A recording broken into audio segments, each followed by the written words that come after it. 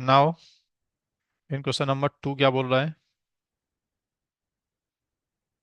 Set the node name बता रहा है कि अभी एक नया क्लस्टर मिले एग्जाम में देगा आपको। क्वेश्चन नंबर 2 का जो कॉन्टेक्स्ट होगा ना वो अलग होगा एग्जाम में। बोला इस कॉन्टेक्स्ट में एक नोड है, E K eight S node hyphen zero, this is your worker node. इस वर्कर नोड को अनअवेलेबल कर दो और इस नोड पर जितने पॉड्स हैं they should be migrate, they should be reschedule on another node. जब भी हम किसी कंटेनर्स को किसी वर्कर नोड से हमको हटाना होता है, सर हटाते क्यों नोड को, सॉरी पॉड्स को वहाँ से?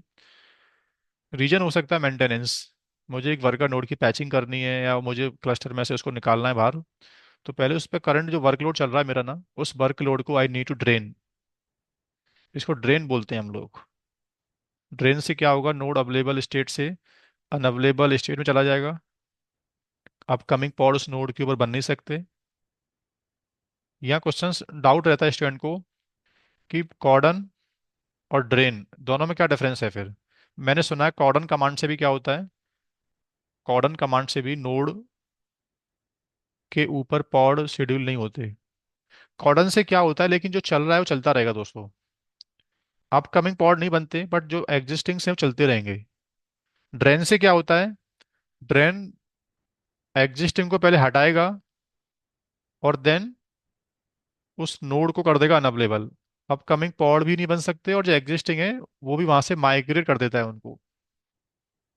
तो एग्जाम में कॉर्डन नहीं करना है, ड्रेन करना है एक्चुअल में। एग्जाम में ड्रेन करके आना है। क्या कमांड है इसका? जैसे मेरे पास ज़्यादा नोड नहीं है अभी, मेरे पास एक ही नोड है, तो प्रैक्टिस के लिए कमांड रन करके मैं आपको दिखा रहा हूँ। Kube C T L drain, node का नाम। पर ड्रेन करते टाइम पे कुछ वार्निंग्स आती हैं स्क्रीन पर कि इसके ऊपर कुछ डायमंड सेट के पॉड चल रहे हैं, कुछ वॉल्यूम्स के पॉड हैं, तो forcefully you want to migrate or not.